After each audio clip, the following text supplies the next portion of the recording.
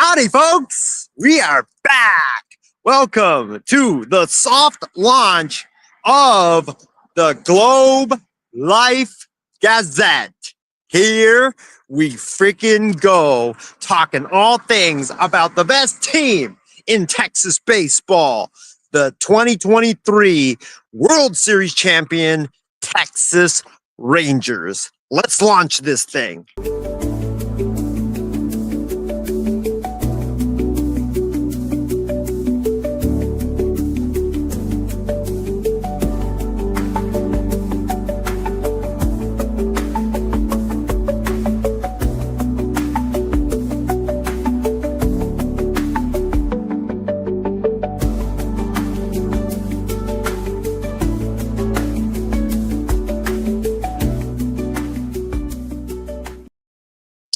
All right, what's up, everybody?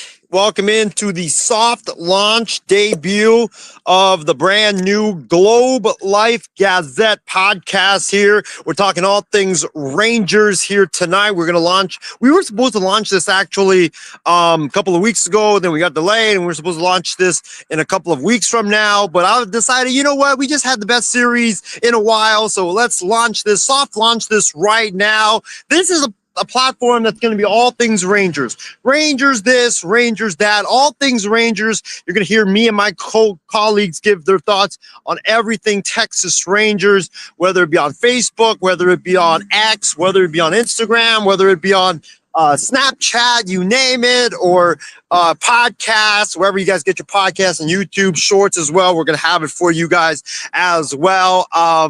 So yeah, make sure you guys tune in. We're going to be launching this officially in a couple of weeks, but tonight is just a soft launch here tonight. So buckle up, get your popcorn ready, get your brisket, get your soda.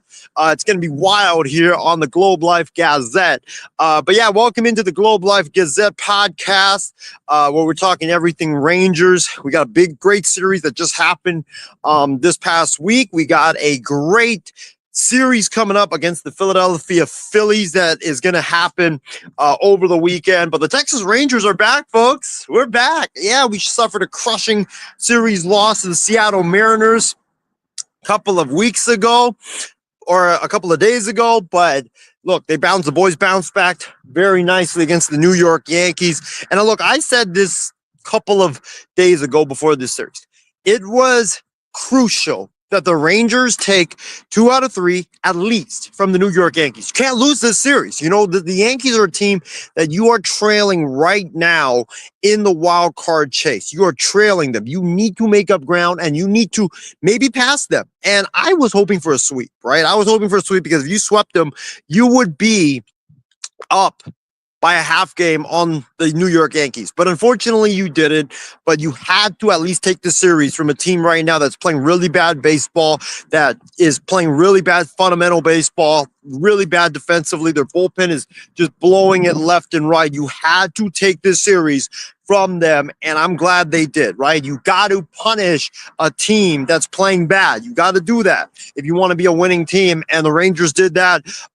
Very exhilarating, very exciting series by the Texas Rangers. I mean, the boys, you know, this series really, the Rangers should have swept the Yankees, but it really came down to the final couple of innings in all 3 games of this series. Congrats to the Yankees for winning today's game, but let's start with the positives, shall we, of this series. The positives were that Jock Peterson and Josh Young, 2 of the guys that have struggled mightily all season long for the Texas Rangers, they finally broke out of it and finally came up. I mean, these 2 guys basically gave you the series for the Texas Rangers. Jock Peterson had the season-saving home run for the Rangers against the Yankees in Game 1. Like, I thought that game was over in Game 1. I was like, you know what? Typical Rangers. They can't hit with runners in scoring position. The pitchers have done all they can all game long. They just can't get the crucial hit, which was missing. But Jock Peterson stepped up in the 9th inning and was like, no, we're changing that, and we're changing that right now. And he changed it all right, blasting a pitch from Devin Williams, who has struggled all season long, blasting a pitch to right field for a homer. That was a massive swing for Jock Peterson and for the Texas Rangers. I thought that, look, that that saved the season, because the season, let's face it, if the Rangers had lost 2 out of 3, or the Rangers had gotten swept by the New York Yankees, the season would have been over, because you just lost 3 out of 4 to Seattle. You would have then lost 2 out of 3 to the Yankees, or worse, gotten swept. The morale would have been incredibly low, and I just don't think you can bounce back from it. You had to win it. The season was on the verge of being over and just being on the brink against the Yankees. Like, the season depended on this series, and they had to win it. And Jock stepping up to the plate, blasting the home run that he did, that really saved the season. And then Josh Young, I mean, again, runners in scoring position, you can't do the little things. It's just it doesn't make any sense, because when you think about a Bruce Bochy led ball club, right? You think about a Bruce Bochy team, they do all the little things right, whether that be moving runners over, whether that be getting runners home with less than 1 out. Well, this team just hasn't been doing that all season long. And Josh Young, I thought, okay, 2 outs. They're not going to get it. They haven't been hitting with runners in scoring position all game long, all season long. Like, why should I trust them now? And then they finally did. Josh Young, great swing, a sweeper that swept, to the middle of the plate, and he blasted that thing deep out to left and for a home run. That was really, I think, what really catapulted the Rangers, not only to win that game, but to win the series. A much needed swing by him, and I hope this gets it going for him. I think he went 2 for 3 in the second game. Jock Peterson had a 2-hit game, so hopefully those guys can get it going, because we need those 2 guys as bats as we go down the stretch here of this season, of the remainder of the season, and we need it from those guys. Like, we played those guys, we paid them a lot of money. Those guys have to come out and come through, and hopefully this is just the beginning of it. I think also the positives, besides Young and Peterson having a massive series, was the pitching staff. I mean, the pitching staff, from the starters to the rotation guys, were outstanding. Nathan Eovaldi continued his chase for the Cy Young. He was just dominant. 8 shutout innings in game 2 over the New York Yankees. He was just so filthy. In that game, he had a really wobbly first couple of innings, but he really, settled down and then just bounced back. And then, you talk about, Corbin, right? Patrick Corbin was very awful in the first 2 innings of the first game, right? We thought that, look, he's not even going to get out of the second inning, let alone go 4 innings. And then guess what?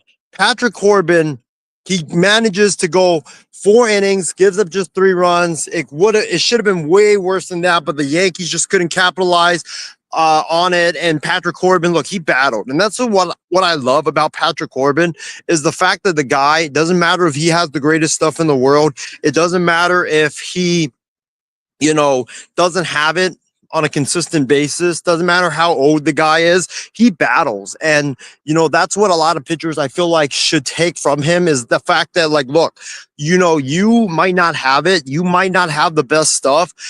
You might be giving up a lot of runs and getting rocked, but at least minimize the damage. And that's what Patrick Corbin did. And he gave it to the bullpen. John Gray was outstanding in the 5. He pitched, I believe it was like 4 or 5 innings, or 3 or 4 innings. He was outstanding, kept the Rangers in it.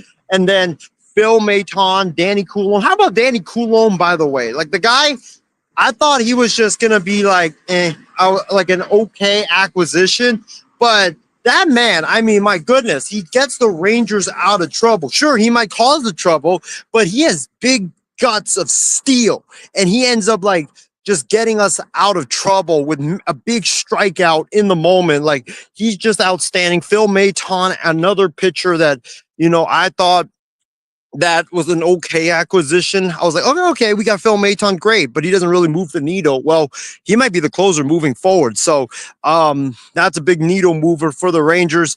But yeah, the pitching staff, outstanding. Leiter, we'll talk about him in a little bit. But the offense looked like it's getting going. Finally we're hitting, we're hitting with runners in scoring position a little bit. Situational hitting is getting a little bit better. We are running the bases better, which is good to see. So I did like some of those positives. Great to see Young and Jock Peterson have that coming out party that they did in this series. And then my guy James, what's up, James? Hopefully you are doing great. James said Ezekiel Duran actually had a good night at the plate. Yeah, he had a really good last couple of nights at the plate. So I was very proud of him for that. He really had some big hits, especially against the Mariners too in that series where the game that we won, he was great in the extra innings. So I'm very proud of him for that. Let's get into the negatives. Jack Leiter, another really bad outing. He was just very wild, very wobbly. He was walking guys left and right. I thought he changed, but sadly he's reverted back to his old habits and his old ways. He just can't seem to locate his pitches. His fastball was all over the place. He just couldn't control it today. His kick change was not effective against the Yankees. That's why he got pulled after just 3 1/3 innings. We're going to talk about him in a little bit, but his days of being as a starter, especially for just this season, it might be numbered right now. He might have to go to the bullpen, might be the closer, who knows, but we'll talk about that in a little bit. But Jack Leiter, disappointed by him. I think another disappointment was Adolis Garcia. I know he had a couple of doubles in that second game, but when it was big moment like today, big moment, the guy just can't hit a fastball right now. Like, I don't understand what's going on. He was one of the very best fastball hitters in all of baseball just a couple of years ago, and then now he just can't hit a fastball to save his life. And teams are just, and we're not talking about fastballs that are 100 or 102 or 104, or even 99, 98. We're talking about fastballs that are 92, 93 that he's just swinging through. And it's like, dude, how can you not catch up to a fastball that is 92 or 93 mile an hour? Like, those pitches are considered pitches from washed up pitchers right now. And you just can't even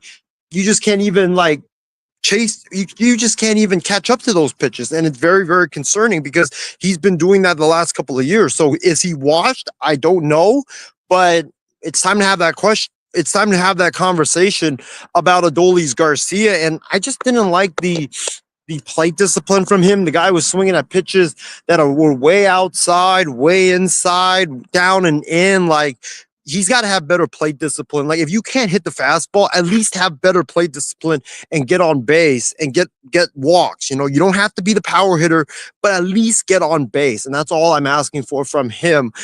So that was kind of disappointing. And I think the biggest disappointment from this series, Robert Garcia. It carried over from the Mariners series. I honestly never really liked him as the closer to begin with, but I thought, look, he can be a serviceable setup man. He's got the stuff. But look, the guy blew it tonight again. The Rangers were tied with the Yankees going into the 7th inning. Garcia comes in and then throws a fat pitch to Paul Goldschmidt, and he hits it over the wall for a home run, and that's the ball game right there for the Rangers. And he's been bothered by the home run ball all season long. He gave up the home run to JP Crawford. He then gave up another home run on Saturday to Randy Arozarena. And then today he gave up the home run to Goldschmidt. And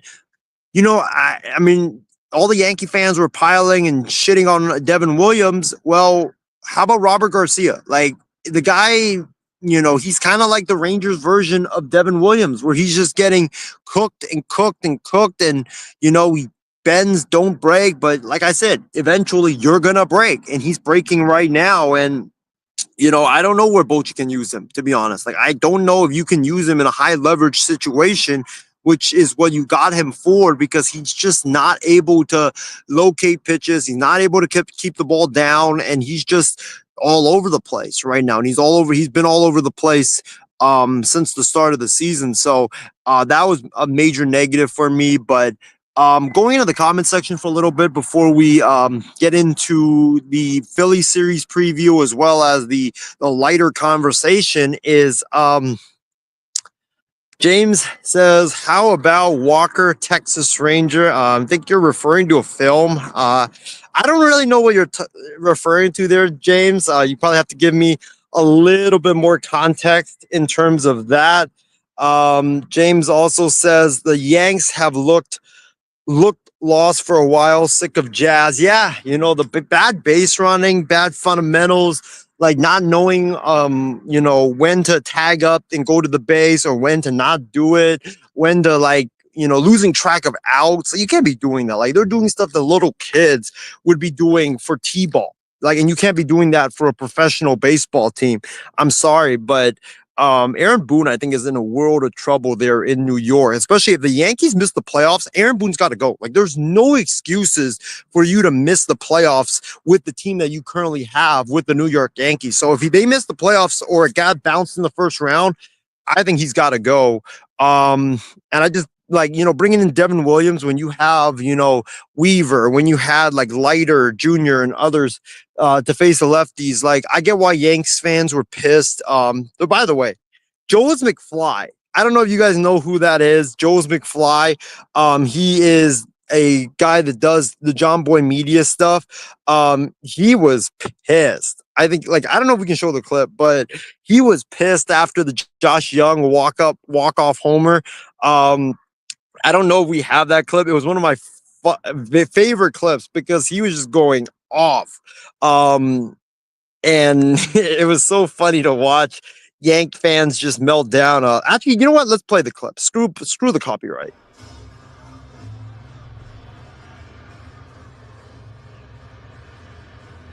Boone did everything. Bro, Boone made the right decision every single time, right? I'm not blaming Boone for tonight, bro. I'm just not. I'm not. That ball is in the air to left field indeed. They wanted to... Couldn't it just been a base hit? It had to be a fucking bomb! Hey, yo, fuck this, bro. Fuck this, man. Fuck this game. Fuck this shit. I'm not doing this shit, man. Fuck this, bro. This shit is some bullshit. This is bullshit.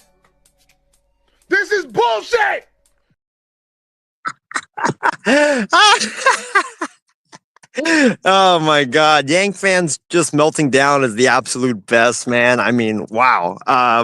They're going through a lot of it right now. It was funny as hell to see it. It was just funny to see that. But hey, they, like James said, they just extended Aaron Boone too, which, hey, I mean, isn't part of the reason why they lost the World Series because they played bad fundamental baseball? I mean, the Dodgers basically said, force the Yankees to play defense, and guess what? They can't do it. And that's what the game plan was. And guess what? The Yanks sold ultimately. And then and James says, what an awful road trip. I mean, getting swept by Miami. I understand losing to Texas, right? Texas is a good team. But getting swept by Miami, of all teams, in Miami, come on, man. That's pathetic. If you are the New York Yankees. But yeah, what a good series by the Rangers. They had to win this series. Glad they did. Now we move to Philadelphia, and that's going to be a big series. It's in Texas. Look, they got to take care of business, right? You got DeGrom in one of those games. I believe Corbin is pitching one of those games, and then you have Merrill Kelly pitching. Look, Merrill Kelly and Jacob DeGrom are two of the pitchers that you got to win you big games, dominate in big games, and get you to the playoffs. And that's why they got to perform in this series. Look, Merrill Kelly's had success against Philadelphia in the past, so hopefully he can keep the ball down because the Phillies hitters are very hot right now. DeGrom's pitched against the Phillies a number of times throughout his entire career, so he knows them well. You got to win at least 2 of those 3 games if you want to win that series, because I don't know if Patrick Corbin, he's my guy, but against that Phillies lineup, if he can keep the ball down, that would be great. But nobody fears, sadly, his 91 mile an hour fastball or his 89 mile an hour fastball. If you're going to lose a game, that's probably the game that you're going to lose. But this Rangers offense has got to show up in this series if you're the Texas Rangers, because you got those big boppers, right? The Phillies got big boppers as well. They're hitting like crazy right now. You cannot get outslugged by the Phillies. It's at your own home ballpark. You got DeGrom, you've got Merrill Kelly. whom you brought in. By the way, it's Sanchez versus Kelly on Friday, according to James. So that's going to be a great matchup. But they got to do the little things right. They got to move runners over. If you have runners at second and first with nobody out, move them to third and second with one out, right? And then get them in with a sac fly or a ground ball or something like that. You got to do those little things right. But I need Seager to have a big series. Like ever since Seager had that little hot streak, the first couple of weeks of July, he just hasn't been that great. He didn't do anything much in the Yankee series. I think he had a couple of doubles, but that's it. But Corey Seager's got to show up because Bryce is going to show up. Guys like Schwarber is going to show up. He's got to show up and play at an MVP level for the Rangers to win this series. And then the bullpen. Robert Garcia absolutely cannot pitch in this series. I'm sorry. Phillies hit a lot of home runs. Garcia gives up a lot of home runs. That would be an absolute disaster. He can't pitch in this series. Yeah, we got Luzardo versus DeGrom. That's going to be absolutely incredible. That game's on Fox, by the way. So I'm going to be on my cruise ship. I'm going to be watching that game. I can't wait for it. But yeah, the Rangers need to win 2 out of 3 because right now they're in that big chase right now for the wild card. They need every game matters. You gotta at least take 2 out of 3 from the Phillies. I know it's going to be tough, but you got to do it. And I think for the Phillies, their kryptonite is probably, they got Duran, which is great, but I think for the Phillies, look, and you got Wheeler versus Corbin on Sunday. I think, James, if I'm not mistaken, I think the Phillies are actually going to give Wheeler a couple of days, more days to rest. So I don't know if he's actually pitching on Sunday. I saw that Wheeler versus Corbin. Look, that would have been a great NL East battle just a couple of years ago. Between Corbin and Wheeler, but yeah, that's where we are right now. But look, the the Rangers gotta win the DeGrom starts, they gotta win the Merrill Kelly starts, and then if you can win those two, you're going for the sweep against the Phils on Sunday. Well, then if you sweep them, anything's a plus, but you gotta at least take 2 out of 3. They gotta pitch well in this series. They got to play better defense. Seager's got to show up. Simeon's got to show up, man. And Garcia, look, we've been crapping on you all season long. You got to show up against these Phillies big boppers for the Rangers to have a chance. So it's going to be a great series. I can't wait for it. It's the Isaiah series because the Rangers and the Phils are my teams. So I can't wait for this series. I think this, honestly, hot take, guys. This is going to be a World Series preview for what's to come in October. So book that right now. But yeah, it's going to be a great series. Cannot wait. Give me your guys' keys for both the Rangers and the Phils, for this weekend. And what are you guys looking for? And give me a player or two that is under the radar that you think has got to step up in this series for the Rangers to have a chance against the red-hot Philadelphia Phillies. Let's get into our final topic for Globe Life Gazette before we call it a night here on this soft launch, and that is Jack Leiter. We got to get into the conversation about Jack Leiter. We got to get into it. I was wrong about Jack Leiter. I thought that Jack was going to be a great starting pitcher. Been high on him all season long. And sadly, I think he's running out of gas. Jack Leiter has never pitched this many innings in his career. Remember, college and the pros are very, very different. And so he's going up there now in terms of innings, and it looks like he's running out of gas. I am a big boy. I can concede when I am wrong. And in this case, I'm a big Jack Leiter fan. Look at this sign right there that I created. I can concede. And I think that, look, I believe that it's time to put Jack Leiter into the bullpen and make him the closer of the Texas Rangers. Garcia has shown that he's not a closer. You don't have a lockdown closer in the 9th inning. Phil Maton is not a closer, okay? He's a guy that can bridge it to the 7th and 8th inning setup guys. He's a guy that can set it up for the closer. He doesn't have the stuff to be a closer and have and be a consistent closer for the Texas Rangers. You know who has the stuff to be that consistent closer for the Texas Rangers? It's that man on the screen. Jack Leiter needs to be the closer for the Texas Rangers. His fastball can throw 97 to 100 mile an hour, which is closer like stuff right there. He's great for one inning, right? You know what he can get for one inning. He can strike out guys. Right now, if he is a starting pitcher, I just don't trust him to be able to get through 5 to 6 innings like he has been able to, or he hasn't been able to. He's the last 2 starts, he's only gotten 4 innings, and then today 3 1/3. Like, that just doesn't cut it. If you can put Leiter in the back end of the bullpen, he can give you a 1-2-3 inning in the ninth. He can give you a shutdown inning, and that's what you need. You need that guy with that fire, that stuff in the ninth, and Garcia doesn't have it, obviously. Maton doesn't have that stuff. Coulomb is better fit as a left-handed Jeremy Affeldt-like setup man in the 7th or 8th innings. Jack Leiter's got the stuff for the ninth. And I think right now, if you put him in the 9th inning, he can do what Mason Miller did for the Athletics and now with the San Diego Padres. Like, he's got great stuff. The kick change is absolutely filthy. It's unhittable. It's something that will be dominant for Jack in the 9th inning. I think he's got to be the closer. Like, that's the guy that has to be the closer for the Texas Rangers. You have a lot of depth right now in the rotation, right? Tyler Malley's going to come back. You can move John Gray to the rotation if need be. Kumar Rocker is still there. You got Merrill Kelly. You got DeGrom. Look, do you need Jack to be a part of your starting rotation? I don't think so. You need him more in the bullpen. This is not an indictment on Jack. This is more of like, look, we need a dominant closer to win games right now. And James is asking, would toying with Jack Leiter ruin him going back as a starter again in the future? Well, would it?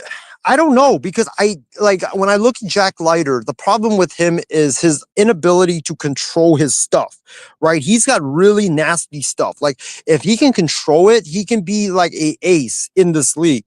But I just think right now, you are in a playoff push. You need to win games. You need to be able to lock it down in the 9th inning. Like, I just don't think that relying on Garcia or relying on the guys that you have is going to be what is a good recipe for success. Like, I just think that with Leiter, look, he's not giving you much in the starting rotation right now. It looks like he's tiring out. He's running out of gas after just 2 or 3 innings. Like, I think you put him in the bullpen. You have him as the closer. He can pitch 1 inning. You can control his innings moving forward. And look, he's going to be better from this. I think, if we talk about the future, I think this helps him in the future because he won't be as tired out right now. Because I just think right now, you look at him, he was dominant for the first portion of the season, but now he just is clearly running out of gas. And so I think this would definitely help him. If I'm the Texas Rangers, you keep that innings down. And then after that, you just have him be your closer and be that dominant guy as you push for October and into, the playoffs and potentially further. So I don't think it would ruin his future, James. I think that, you're trying to win right now. It would help him right now and also into the future. Help him figure it out, keep his innings down, and then see what you do from there. And if his future is in the bullpen, well, guess what? He's already got experience from it being this year. And if, let's say, you want him to go back to being a starter, well, he could be a starter next year. And, because with Merrill Kelly's going to be a free agent. I believe after next season, Malley's a free agent. So you're going to have options. So right now you have a lot of depth in your starting rotation. I just feel like with Leiter, he needs to go to the bullpen for right now. Not an indictment on him. It's what I feel like is best for his career just for right now, especially with Patrick Corbin. You have him as well. So I think that for Leiter, his best option right now is to be the closer for the Texas Rangers. I want to know what you guys' thoughts are about that. Should Leiter be kept in the rotation after his last 2 sluggish starts, or do you think that Jack should be moved to the bullpen and be possibly the closer for the Texas Rangers? But Yeah, what a series by the Rangers. What a absolute great wins the first two nights. Not great today, but it's going to be a great series. Philadelphia comes into Texas starting on Friday. We've got some really good games coming up with like James mentioned, we've got Christopher Sanchez against Merrill Kelly in game one. Jesus Lazardo against Jacob deGrom in game two. And then we've got Wheeler versus Corbin in game number three. I believe that's on Sunday Night Baseball. If anybody out there can confirm for me. But guys, it's been a great show. Appreciate everybody for tuning in to the soft launch of the Globe Life Gazette. This is our soft launch. We're going to be trying to do this more. We're going to have some post-game shows. We're going to have some watch parties potentially for Ranger games. We're going to have, our Facebook page up in a little bit, our X, our Instagram, Snapchat, you name it. We're going to be all over the place, all over social media, TikTok as well. And you're going to see Ranger shorts, Rangers thoughts, Rangers post-game, pre-game, you name it. So make sure you guys tune in. It's going to be great. We're talking all things Rangers coming up here tonight. Was just our soft launch. Appreciate everybody for tuning in. By the way, James, thank you for the correction. He said it's actually Cubs versus Cardinals on Sunday Night Baseball. So appreciate that. I think the Ranger game is going to be Baseball Night in America on Saturday. So that's going to be the game on Saturday night for you guys to watch. But guys, it's been a great show. Appreciate everybody for tuning in to the debut of the Globe Life Gazette. Hope to see you guys next time here. And yeah, hopefully the Rangers take 2 out of 3 from the Philadelphia Phillies, or maybe even better, sweep the Phils out of town. But the playoff chase is getting exciting right now. It's getting exhilarating, and we'll see what happens now and down the line for the Rangers. Big series coming up. They got to take 2 out of 3. Hopefully the boys in blue, red, and white wake up, and hopefully, they're able to win it. We're keeping an eye on what's going on in Seattle with the Mariners. The White Sox are absolutely looking atrocious right now. What do you expect? They just can't be competent for the Rangers. Red Sox lost today, which is good. Yankees won, sadly, over the Rangers, so they gained a game on the Texas Rangers. But guys, it's been a great show. Appreciate everybody for tuning in, and we will see you guys next time for another edition of the Globe Life Gazette. Have a good night, everybody.